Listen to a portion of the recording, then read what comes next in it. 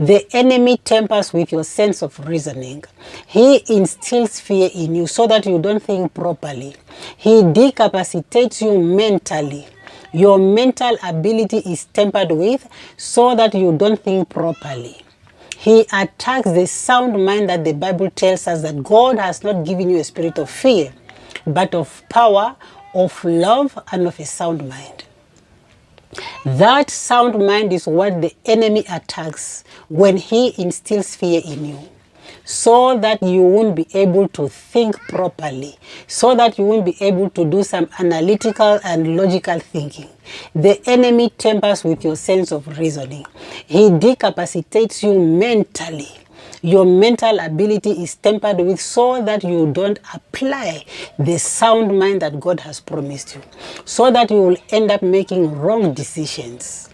That is why the enemy instills fear in many people. Worry is another thing that weighs down your heart.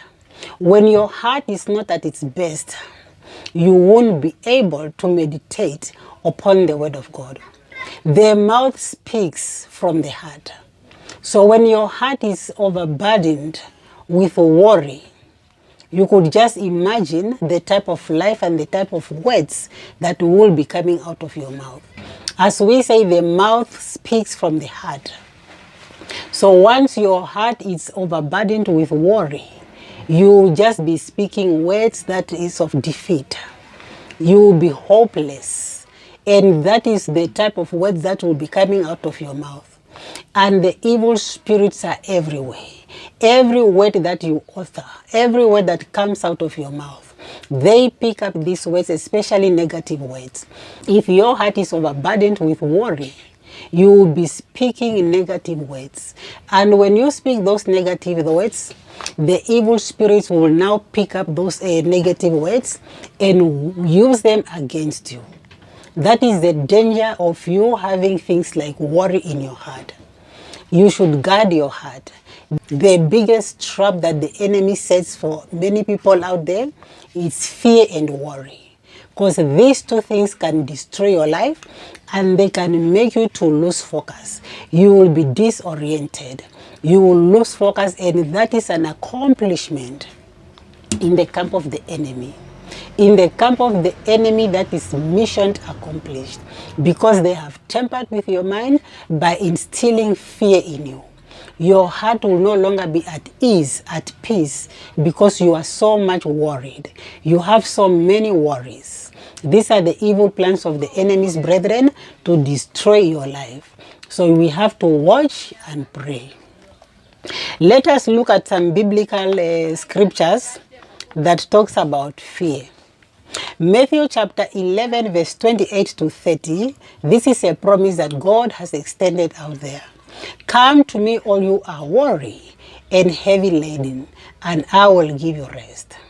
So brethren, there are some situations in life whereby you just have to surrender and tell God, Father, let your will be done. Let the will of God be done in situations that you can see that you can't make it. You should be still and know that your Redeemer liveth. And as your Redeemer liveth, he will surely redeem you when the time is right. Luke chapter 1 verse 13. The angel said unto him, that is unto Zechariah, fear not, for your prayer has been heard, and your wife shall bear a son. Luke chapter 1 verse 26. Angel Gabriel was sent from God to go to Mary to deliver a message.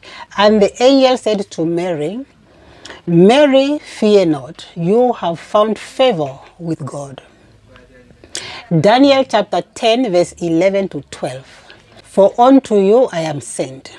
Then the angel said to Daniel, fear not. For Daniel, since the first day that you started praying, your prayers were heard and the answers have been given. So here Daniel was given an assurance that things are well. Daniel, fear not. The same applies to Ezekiel. Ezekiel was told by the angel, the angel said unto Ezekiel, Ezekiel, fear not. Those are the assurances that God gives to his children. Because at times you are praying for something or you are expecting something from God, but it's taking long in your opinion. Because as we know, God's time is always the best time. So in the midst of silence, while God is working out an answer for you, many at times we lose hope. And that is when fear comes in, worry comes in. What you have to know is fear not. For since the first day that you started praying, brethren, God has heard your prayers and he is busy working out an answer for you. When the time is right, you will see the manifestation of the answers that God has prepared for you, brethren. You should be still and know that your Redeemer liveth. May you remain blessed.